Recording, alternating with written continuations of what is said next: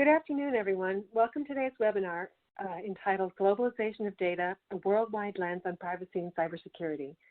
I'm Laura Gell. I'm the Global Head of McDermott, Will & Emery's Privacy and Cybersecurity Practice.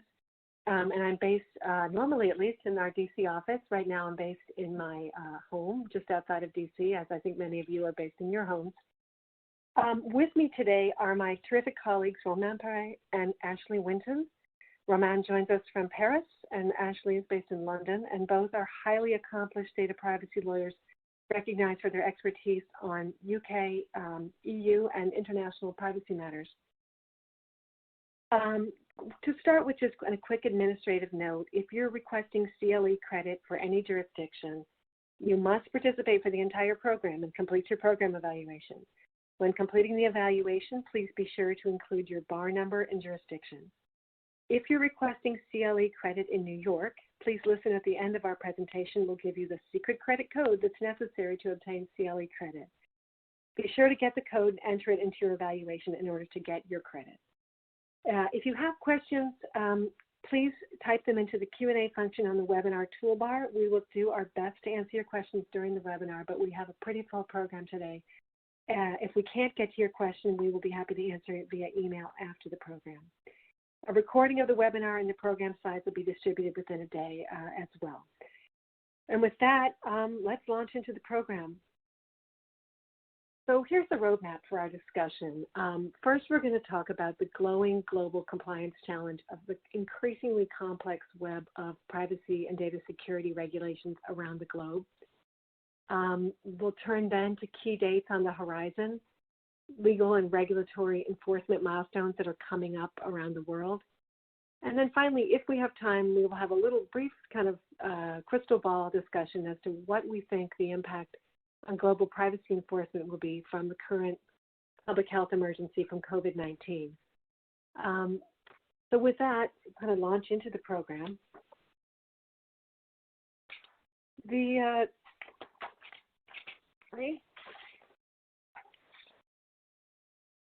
So two years ago yesterday, next slide, please.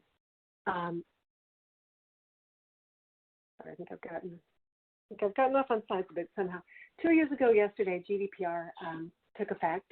The idea was to promise greater standardization of data privacy laws, at least across the European Union.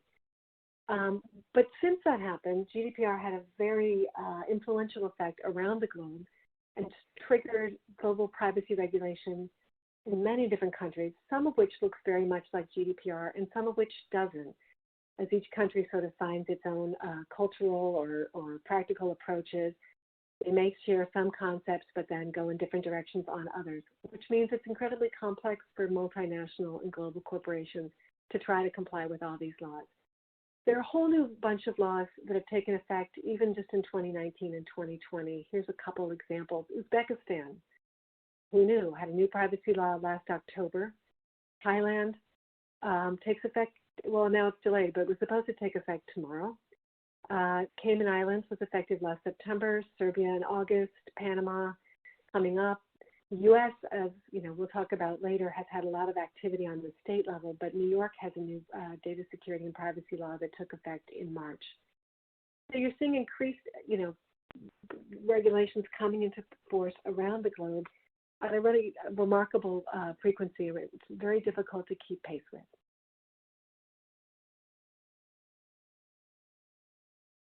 So post-GDPR, a number of countries have instituted sort of copycat laws. Some of them are currently delayed or suspended because of the public health emergency. Brazil had a law, there's a general law for data protection, which was originally supposed to take effect in August of this year. Was then delayed until January of next year. Now it's effective in August again. As of last week, the Brazilian Senate reinstated it, but it still won't be enforceable till next August. So it's somewhat confusing to follow the deadlines and be ready to comply with these laws. South Africa had a law that was passed in 2013. It's also sort of like GDPR, although it was modeled after an earlier version of GDPR. It requires a presidential decree to become effective, but it hasn't happened yet. There's been a request to be made for it to go into effect this year. Thailand now is delayed until next year. But many other countries have previously had data privacy laws, but updated them in the last 5 years: Australia, Canada, Japan, South Korea. And a number of other countries are currently considering amendments to their privacy laws. And then there are sort of the outlier privacy laws that may take a different focus or a different approach, such as those in China and Russia. I think Romain was going to address some of the issues around why these laws are taking the shape that they are. Yeah, thank you, Laura. South Korea and Brazil are quite interesting with regard to GDPR, which was considered as a gold standard. But it's interesting to see that we have two different approaches here. That South Korea, very much like Japan last year, who had adequacy, has recently upgraded its data privacy legislation and towards adequacy. So that's one trend. And the other is that Brazil, which didn't go this way and as at the last moment decided not to enacted an independent data protection authority. So we can see that there are divergent positions around the world, that some going towards GDPR and some don't. So we can see that very interestingly. Thanks, Romain. So turning to the U.S. focus of the growing global compliance challenge. Next slide, please. It used to be in the U.S. pretty simple. You had the FTC that enforced unfair and deceptive trade practices, and essentially if your privacy policy said, accurately disclosed your privacy practices, you were probably in pretty good shape. The law has gotten increasingly complex since then. And in 2018, influenced by GDPR, California passed the California Consumer Privacy Act 2018, which took effect, mostly anyway, on January 1st of this year.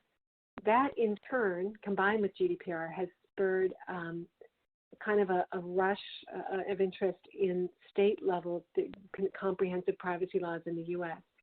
None of them has passed, partly because of some anomalies in the way California's law took effect with their ballot initiative process as a source of pressure to pass a law, and partly because the momentum of some of those laws this year may again have been delayed and slowed by the COVID pandemic.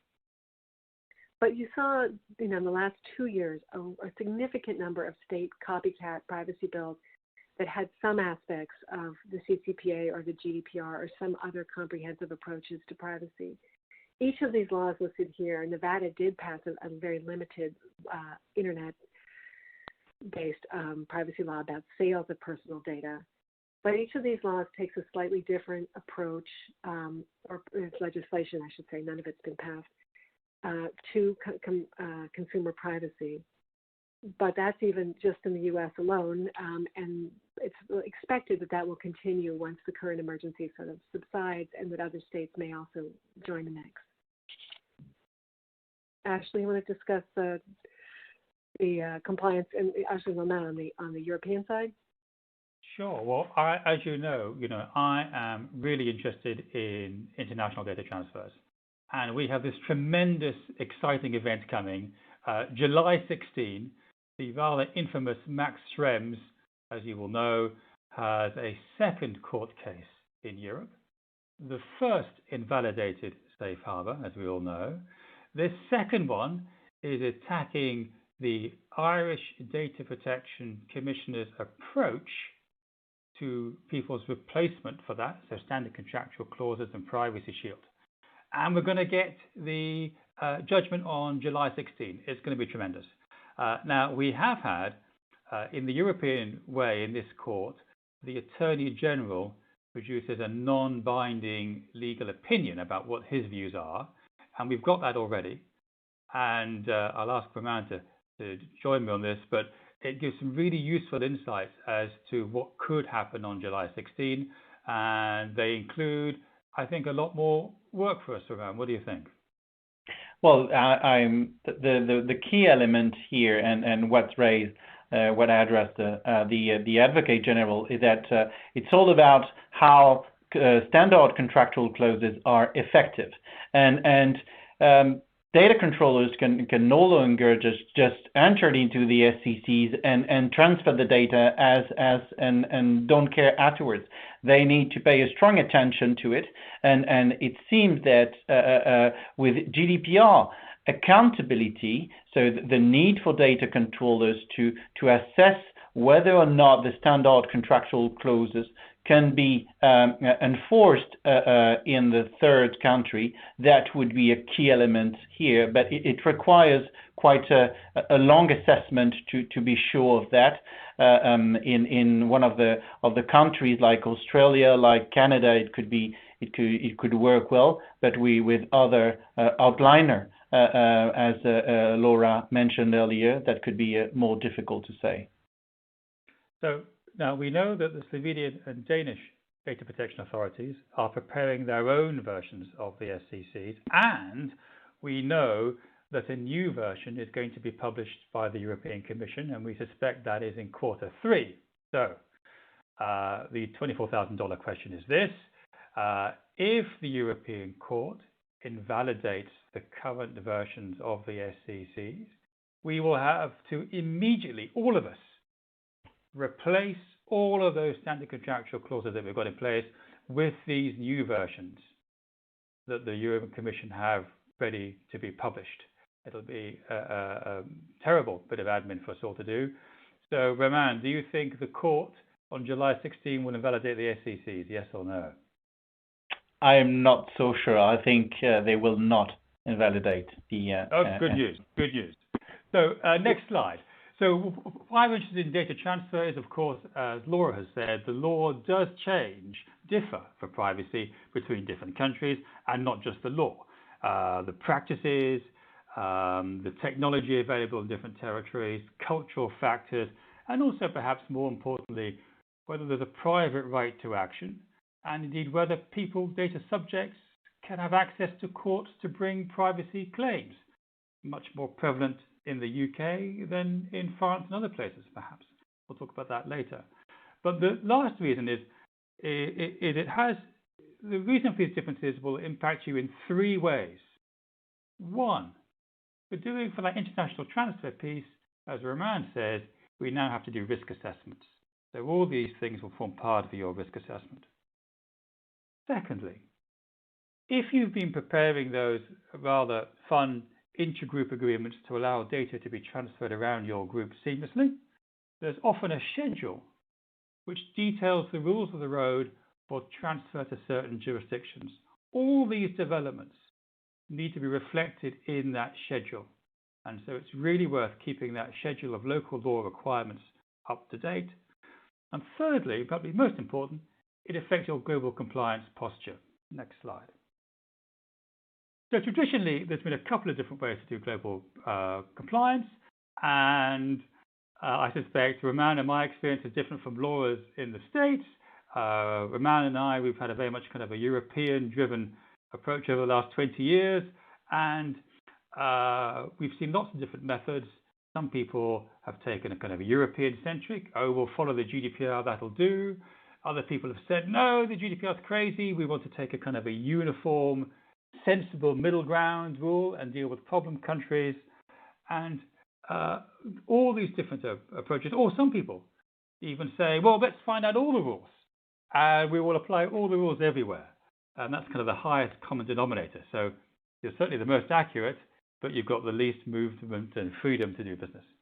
And so this development in global rules that we're explaining today has a real bearing in the approach that you can and should take in relation to your global compliance, and the follow-on from that, which is your privacy notices and rules and so on and so forth.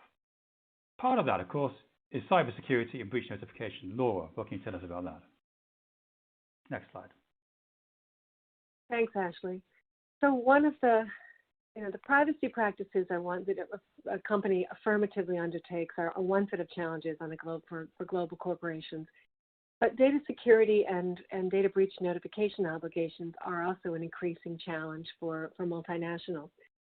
Where the U.S. is following Europe's example with GDPR in tightening down and taking more comprehensive privacy approaches, The rest of the world tends to be following the U.S. in terms of data security incident reporting obligations.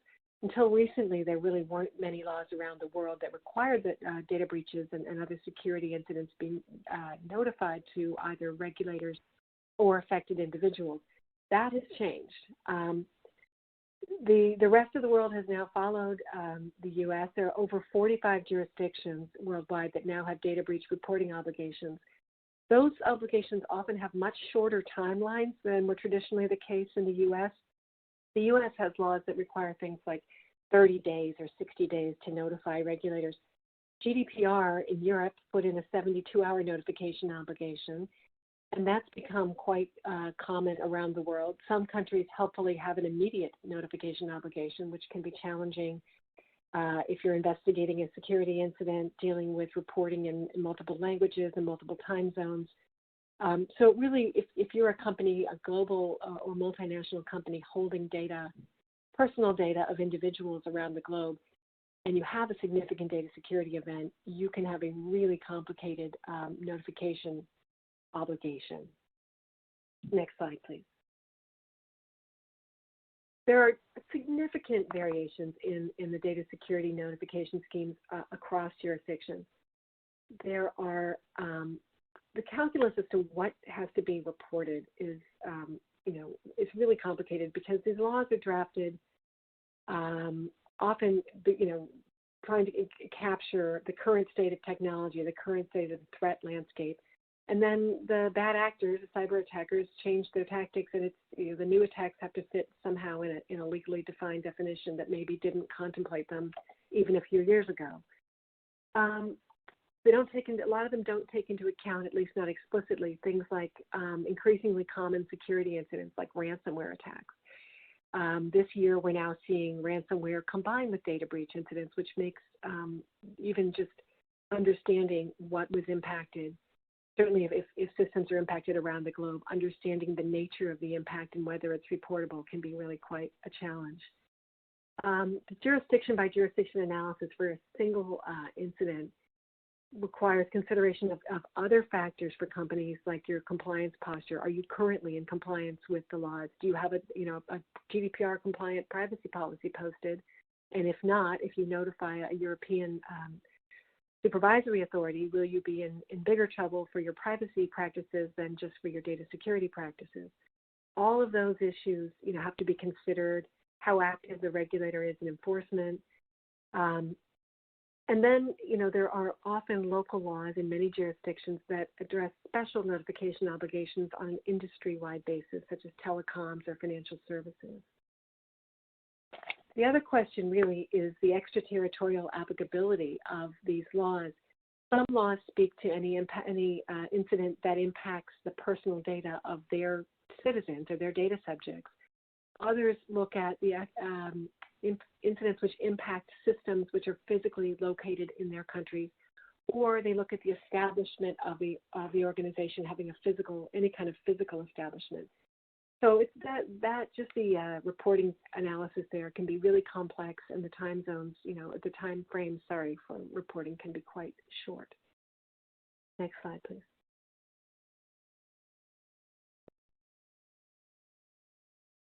I think we've covered a number of the issues there. There are some increasing jurisdictions in which there are increasing enforcement activity. The EEA, and I think Roman and Ashley may have something more to speak to this even than I do, but there's a significant number of enforcement actions related to personal data breaches. There's been some discussion about the size of the at least preliminary fines for data breach, companies who are affected by data breaches being significantly larger in some instances than fines for privacy practices under GDPR. But there have been multiple enforcement actions for controllers' failure to fulfill their obligations under Article 33 of the GDPR addressing data breaches. And there's a suite of enforcement action for delay in reporting a breach under GDPR. The regulators are looking at the timeliness of reporting and certainly whether incidents that are required to be reported are in fact reported. Turkey has become an increasingly active regulator. They've changed their law recently, which used to require some interesting sort of formalities, more formalities than the sort of, portal-based, website portal-based reporting that a lot of jurisdictions have. But they're a very active regulator with multiple enforcement decisions, mostly interestingly, against foreign entities in connection with their data breaches. Colombia in Latin America, kind of looking at another part of the world, has a lot of enforcement action. And they, in December of 2019, by December 2019, they ordered 148 companies to implement data security measures. And Singapore, also really active. Even though breach notification is not mandatory in Singapore, they have, once they become aware of breaches, they've taken some enforcement action for data security violations after those breaches.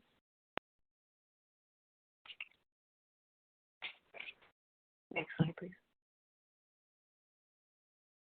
So what's coming up? Why are we talking about this today?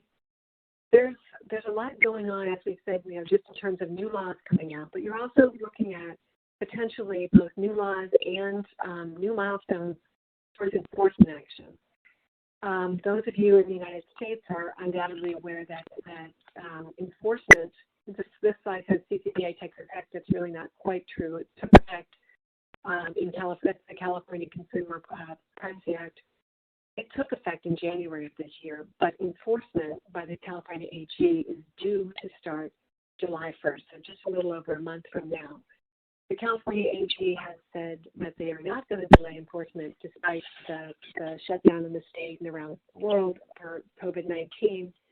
But as we'll talk about in a few minutes, that may be overly optimistic, overly ambitious given where we stand on dates right now. July 16, the Schrems decision is expected that Ashley was talking about earlier in Europe. That will affect the future of standard protection clauses and many companies' global compliance programs for data transfers. August 1st, Brazil's LGDP, which is sort of a GDPR copycat, may take effect. We think that it's been ordered by the Senate back to take effect on August 1st, but there's been so much back and forth in Brazil, I wouldn't be entirely surprised if there's more action there. November 3rd of this year is Election Day in the United States. It's the day that the California CPRA, which I'm going to tell you what it's called, the California Privacy Rights Act, which is the next proposed ballot initiative in California, is expected to be on the California ballot and frankly expected to pass in the election on November 3rd. Finally, at the end of the year, we have BREXIT, which Ashley is developing quite an expertise in the impact of BREXIT and the expected impact of BREXIT on data privacy. And then finally, we expect January 1st, 2023, if all goes as we think, that CPRA, the new California Privacy Rights Act, will take effect. So just looking there in the enforcement landscape, there's a lot coming. Not that we don't have enough on our hands, but there's a lot more coming. Next slide, please. So what's happening with CCPA in California? It took effect on January 1st of this year. But the only part that's been effective, that's been enforceable, is the data security obligation. There's an obligation for companies to provide reasonable security. It's currently enforceable by both the AG and by private right of action. And that private right of action is available to individuals who have been, their data has been affected in a data breach. They can bring a private right, asserting that breach was as a result of the company's failure to maintain reasonable security. The privacy provisions of the CCPA, which is sort of the vast majority of that law, are slated to be enforceable by the California Attorney General July 1st, 2020.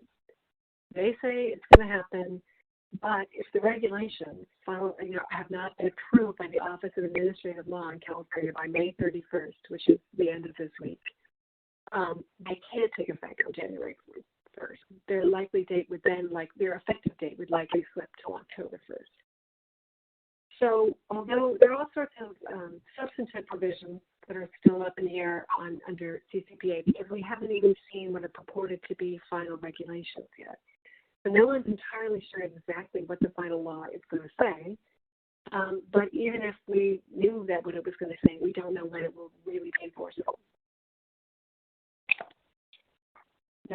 Next slide, please. Another question is what will California's Attorney General enforcement mean? As we said, there are no final regulations yet, so businesses don't know exactly what they're supposed to comply with. Some of the key outstanding issues are whether the sharing of information via cookies and pixels and other technologies for interest-based advertising constitute a sale or not of personal information subject to CCPA. There is disagreement among the major players, including among the major tech companies who serve a lot of interest-based advertising as to whether or not it constitutes a sale. That question will likely need to be resolved by the Attorney General's action, probably by some enforcement action, or at least some clear guidance, maybe in the final form of the regs. Business-to-business and employee exemptions. There are currently exemptions in the CCPA for those categories of personal information shared in a business-to-business context or an employment or potential employment context. They're due to expire on January 1st of next year. No one's sure exactly what's going to happen to those exemptions going forward. There are other questions around things like the definition of de-identification, which does not align with the definition under HIPAA and other privacy laws or GDPR. And then the question of whether an IP address standing alone constitutes by itself personal information under the CCPA. Another question about enforcement is really what it's going to look like. The California Attorney General's office has been tasked with enforcing the law, but they have really limited resources. And the law is, itself kind of a de facto federal law because it reaches so many companies because they do business with California consumers. It's really hard to tell, given the limited resources, how strict CCPA enforcement will be, and what the targets of the first cases will be.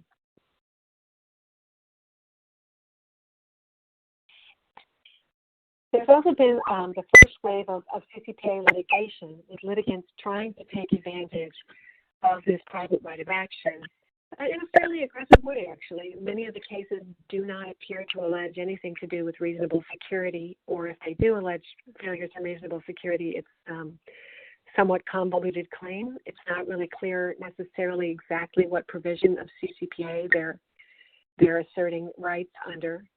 But they have raised a number of questions that will need to be answered. There are questions around what is the meaning of unauthorized access? What are reasonable security procedures and practices? How could a business cure a violation of a privacy provision or a data breach to avoid being subject to a private right of action? Can violation of the CCPA serve as a basis for other statutory claims, such as one under the California unfair competition law? The privacy notices have to identify the specific recipients of personal information or just categories of recipients. And so all these claims are out there. Notably, the first major cases under CCPA are all filed in the federal court, which gives rise to a federal entity interpreting, for the first impression, a state privacy law, which was enacted partly to address the lack of a federal privacy law. So again, some confusing questions there. Next slide, please. And if the open questions under CCPA aren't enough for you, there is this CPRA, the California Privacy Rights Act, on the horizon. This is a new ballot initiative that's proposed by the same folks, the architects of the CCPA, and it would substantially amend the CCPA to create new rights for consumers and responsibilities for business, and expected to take effect on January 1st, 2023. It clarifies the CCPA in some ways that could be really helpful for compliance. We could actually understand it a little better. But it also imposes substantial new obligations. It creates a new sensitive personal data category, somewhat like that under GDPR, with an opt-out right to limit the use of sensitive personal data. It has numerous new provisions about data sharing with third parties, service providers, or contractors. And notably, it can create a new enforcement agency that's devoted to enforcing privacy rights. Although they will share, I believe, enforcement authority still with the California Attorney General. So it's also likely to pass as a ballot initiative, which makes it very difficult to amend. this one could be amended by normal legislative process with one big caveat. Any amendment must further the defined purposes for which the law is passed. So I think the idea there is that it can't be weakened. So that's the confusion just in California, and we're staying tuned on the copycat states for the next legislative session. Ashley, how are things in the UK looking? If anything, they're possibly worse. If it weren't for COVID, we would all be talking about Brexit. That is happening this year. So technically, it actually happened. It happened on January 31, and we are in a transition period until the end of the year. The European Union and the UK government have until July 1 to agree an extension, and it may be just negotiating tactics, but the UK is saying so far no extension. So if that continues on December 31, there will be a hard Brexit, and that will affect a whole bunch of stuff: privacy, data protection, your contracts, lots of things. But let me just quickly explain here in a few slides the principal effect from a data protection law perspective. So here on this slide, this is the happy situation today. Romain in France and me in London. We're both happily covered by the green uphills of the GDPR. Next slide. After December 31, we will have two laws in the UK: an applied GDPR, which was introduced in the Data Protection Act, and under a subsequent act, the UK GDPR. For all intents and purposes, you can ignore the applied GDPR. It's for very specialist requirements only, and it's the UK GDPR it's important. And actually, on the right-hand side of the slide, you will see that we have published a book. Well, it's a copy of the rules, the new rules, and they're marked up against the European version. So you can see at a glance how the new UK law, the two versions, will differ from the GDPR that you already know. So if you'd like that, let us know afterwards, and we'll send you a copy in hard or soft version. Next slide.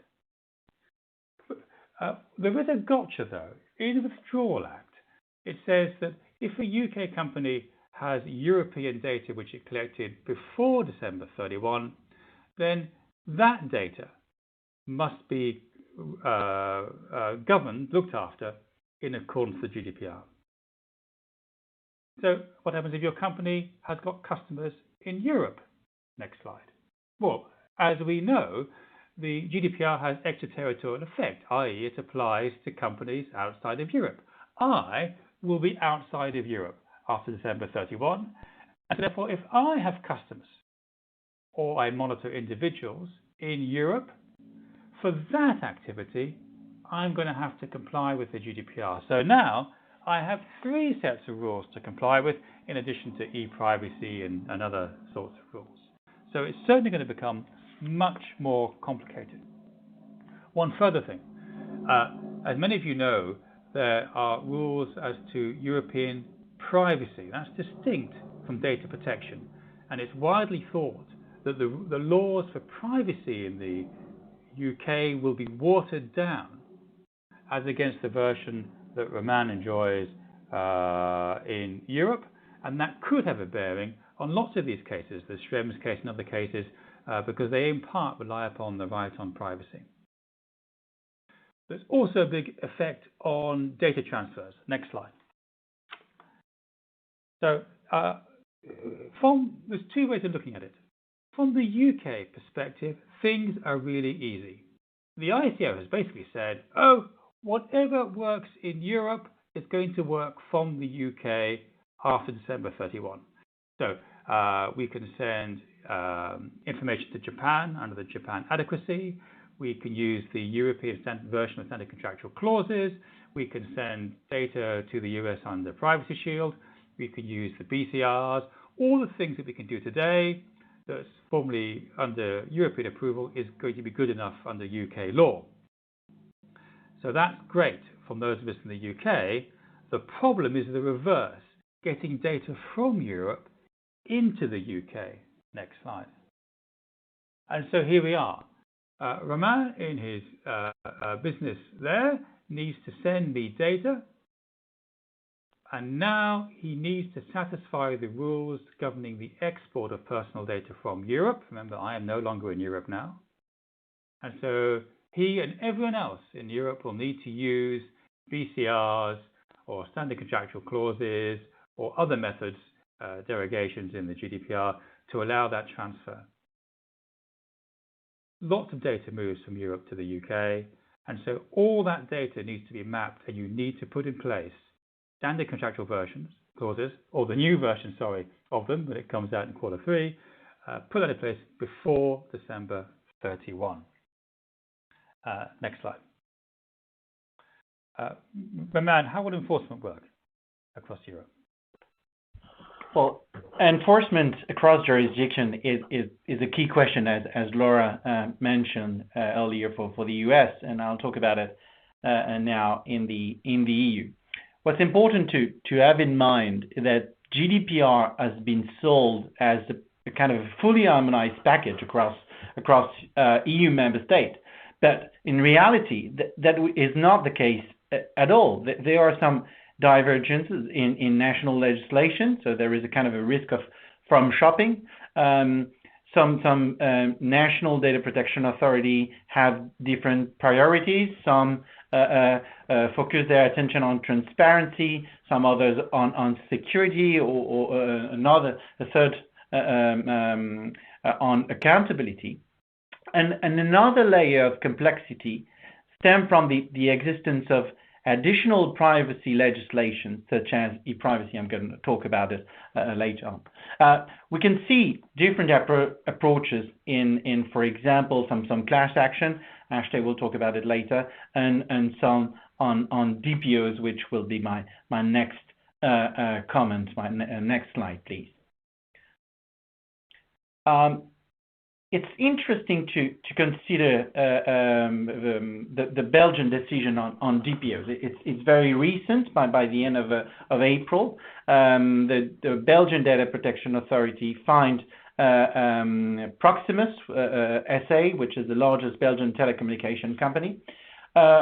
What's interesting here, it's a structural issue. Actually, the Data Protection Authority has not found any evidence of conflict of interest, but it's the way the DPO was appointed, because he had different acts. He acted as director of audit, of risk and compliance. So there is a potential risk of DPO, and we can see that this decision can be interesting in other jurisdictions. In France, for example, it could be the case in the UK as well. So on that aspect, there are some convergences. But another big issue, which is my next slide, is the implementation of the EU directive related to cookies, which has been an issue since actually the adoption of the directive in 2002. We can see from then that the Article 29 working party under the previous directive issued at least 3 different opinions in a very short period of time to cover the issue, to make more explicit how GDPR and the previous EU directive and the e-privacy interacts with each other. But because the GDPR has brought major change in relation to consent, notably, there has been as well additional change on the e-privacy side. So before GDPR, continuing to browse a website, for example, was considered as consent. But since GDPR, we see the development of a clear affirmative action as necessary to indicate valid consent. And it has taken a while before that National Data Protection Authority rely on this opinion by the Article 29 Working Party, the one issued in April 2018. And it has been a turning point, actually. After that, the French and the British Data Protection Authority change their guidance, and they follow the Article 29 interpretation. So they consider that continuing to browse was no longer a valid consent. But we saw as well a certain resistance from other national authorities, but it seems that with the judgment by the European Court of Justice in the Planet 49 decision, then now there should be no longer differences, at least on that aspect. Next slide, please. So we can see that there are still divergence and among national authorities, not on the browsing aspect and the consent, but on other issues. And why that? Because the e-privacy and the GDPR do not apply in the same manner. And the problem is that there is no express provision on the territorial scope of application. And this is actually the reason why the Belgian Data Protection Authority requested the European Data Protection Board to provide an opinion on the interplay between the new legislation, between the GDPR and the e-privacy. And if we can have, so the thing is, currently we had the Spanish, we had the British, we had the French, we had the German, and so the Greek as well, and so many other EU member states that had adopted guidance and which can have slight differences between each other. If we can go to the next slide, please. We can see that on a quick look that France, Spain, and the UK, most of they have basically the same position on the key issue, but there are as well some differences. Like, for example, France is very focused on transparency, so for that reason they consider that information shall be given to data subject regarding technical cookies, although this is not expressly required, quite the opposite actually under the e-privacy. So the problem here that sometimes we have, well, you have a decision to take between which guidance to follow. We can see that for the analytics cookie, but we can see that as well for other aspects such as analytics cookie. So the UK consider that consent is required, but France, the French Data Protection Authority consider that this is not required. The Spanish have a kind of a go-between between the UK and France. Their concern is more on analytics service provider, and they consider that it requires consent for that reason. So the key question here would be again which guidance to follow. Either we should go for the stricter rules or softer rules. That would be a very important decision regarding business. Let's move to the next slide, please.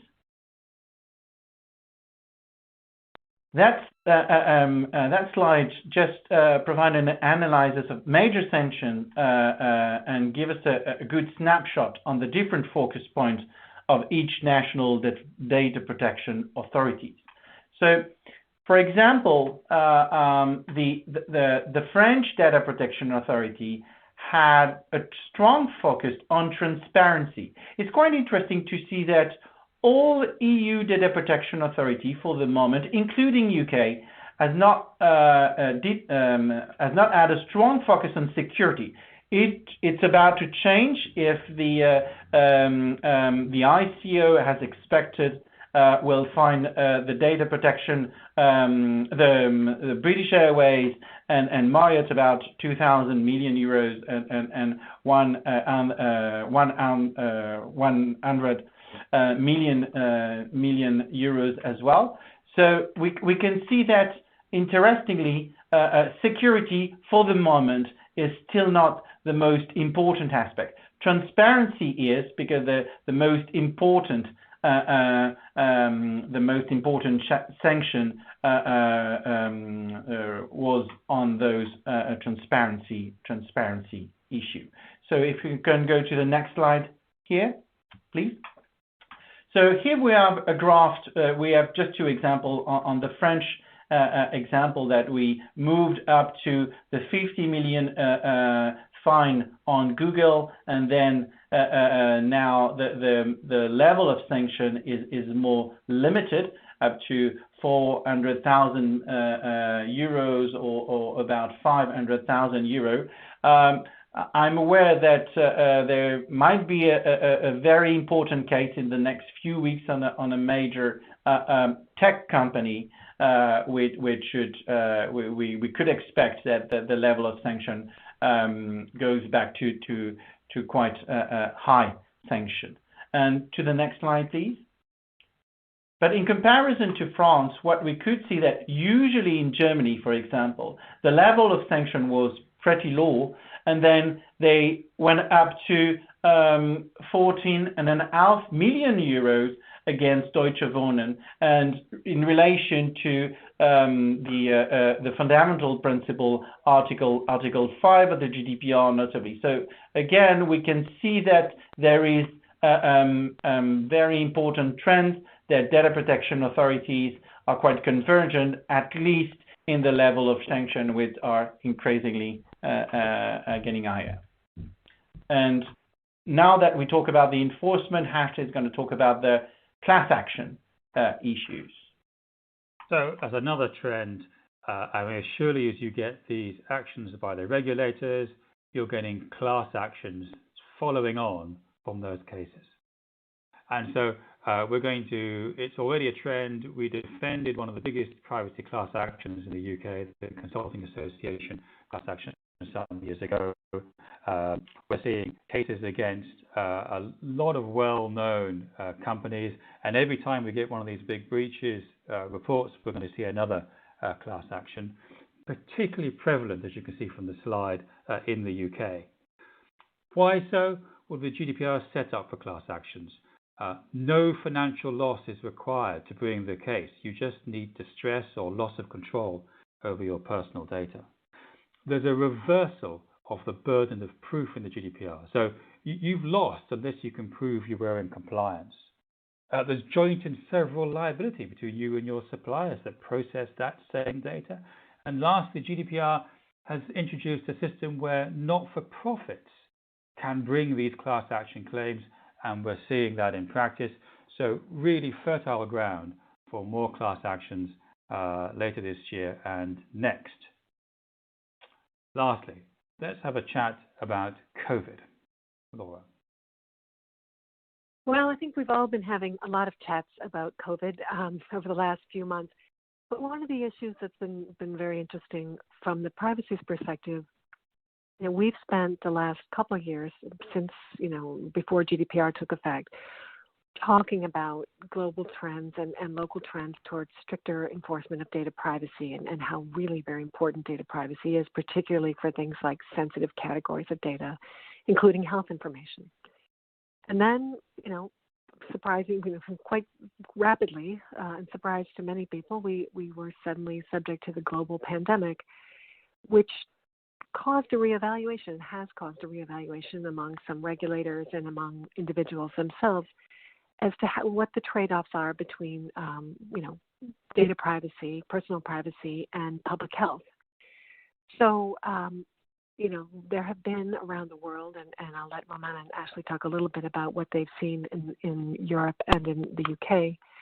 There have been relaxation of some standards about, you know, for what kinds of technologies can be used for health information, how secure they have to be for things like telemedicine. A lot of discussion and a lot of controversy about proposed contact tracing apps, and are they sufficiently protective of privacy? Are they so protective of privacy that they are not useful for contact tracing? And there's just sort of a lot of other, because reactions to COVID-19 have been so rushed and so urgent, there's been a temptation to sort of ignore privacy, or, you know, but then, you know, what happens what happens next? What happens to data that's collected in connection with those activities and with things like remote communications? And how do we go back? Do we go back to the privacy enforcement environment we had even just a few months ago? On the U.S. side, because of these questions, Congress is considering, or at least has had proposed, I'm not sure how actively they're considering a lot these days because they have their own limitations because of the shutdown. But they're considering two competing proposals on the U.S. side to try to strike the right balance, perhaps ensuring that data collected for COVID-related public health activities be only used for those purposes or have strict research limitations around it. Some suggestion that data be destroyed after legitimate COVID-related purposes. There's a Democratic bill and a Republican side bill, which differ in the ways you would expect them to in terms of enforceability and preemption. Ashley and Roman, you want to just talk about what you're seeing on the other side of the Atlantic? Sure. Thank you, Laura. What's interesting to see how COVID-19 has sped up some changes into into the legislation and into some data protection authorities' policies as well at the local level first, and I will talk about let's say the next slide on the difference between various authorities. So, for example, the COVID-19, because of the strong need for technology, for the use of technology in order to fight against COVID-19, telemedicine and there has been some changes into the legislation so that a physician or other healthcare professional can use a different type of technologies in order to fight against COVID-19. So, but we can see that in a way some laws or some authorities have been more flexible. The situation is not that clear. There has been divided position between regulators and courts, for example, in France. Let's have a quick look. That the French Data Protection Authority at the very beginning has a kind of a relaxed position, at least on Stop COVID, which is the tracking equipment to be used by healthcare and governmental authorities. But we should have in mind that the CNIL has still possibility to conduct investigation online, and although they have not adopted major enforcement action, it's probable that they would do that after the lockdown. Well, we have the lockdown already, but in the next few weeks. And if on the one hand the regulator has been more flexible on the most urgent matters, the court, now that the lockdown is almost lifted, have not been that flexible. That, for example, the French Constitutional Court limits Stop COVID sharing features, and the French Supreme Administrative Court overturned a lower court's designation, ruling that the Paris police forces use of drones for COVID-related enforcement, and because they actually the French Administrative Supreme Court consider that the using drone constitute a processing of personal data. Can you next slide, please? But what we can have is that was at the national level. If we can see some trends among all the 27 national 27 EU member states, what can we notice is that the EDPB clearly highlight that there has been a difficult balance between the data protection and public health emergency, but they all at the end consider that it was legitimate to process personal data in the fight against COVID-19. The key question at that time was possible legal basis for processing health data. Was it can data controllers rely on the vital interest? Can they rely on legal obligation? But we did not have a legal obligation at that time, at least in France. What they all and data protection authorities were very congruent in that aspect is that data protection must not hinder measures taken against the pandemic. Interestingly, what we could see is that although France, for example, has been more flexible than previously, Francophone countries have not been as flexible as Anglo-Saxon countries such as Ireland and the UK. We had a more emphasis on the proportionality aspect and the need to process personal data, process health personal data for COVID-19.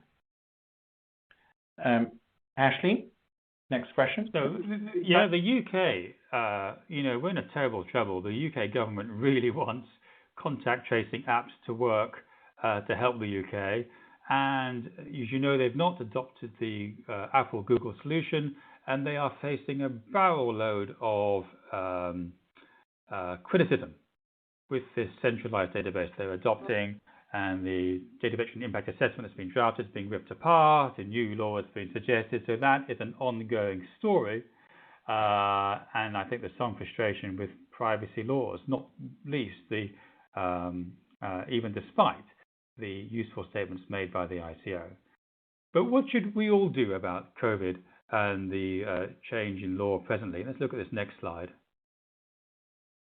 So we know that the regulators are not enforcing as strictly as they were before, and that leaves you the question, well, what level is our new level for complying with data protection law? And I think the advice must be, you've got to document it.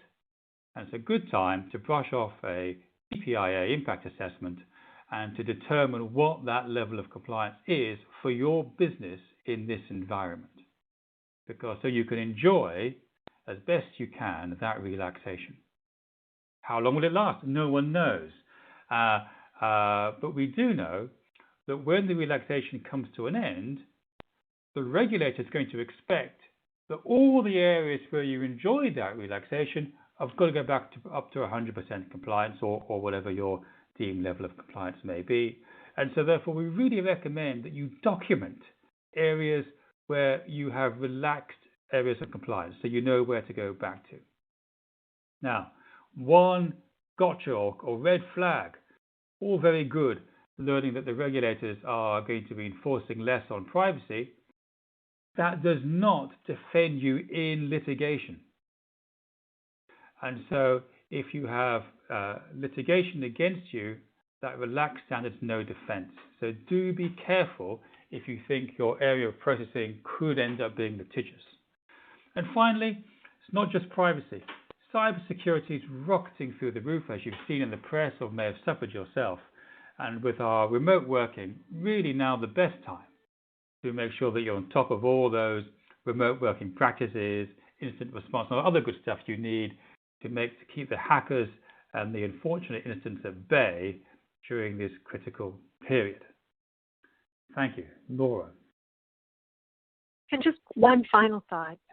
As we've been through this pandemic period, the big winners, or apparent big winners, from a very unfortunate global disaster, have been big tech companies as people around the world have changed how they work, how they communicate, how they shop, how they get their entertainment.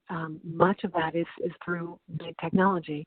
So those companies that were considered by many data protection authorities to be, some of the bigger threats to data privacy or to have their practices closely examined, those companies are emerging bigger, stronger, richer, and it makes enforcing privacy laws against them even more challenging. I think we've seen in Europe some concern that regulators are certainly, and around the world, it'll be the same case in California, outfunded, outgunned by wealthy opponents.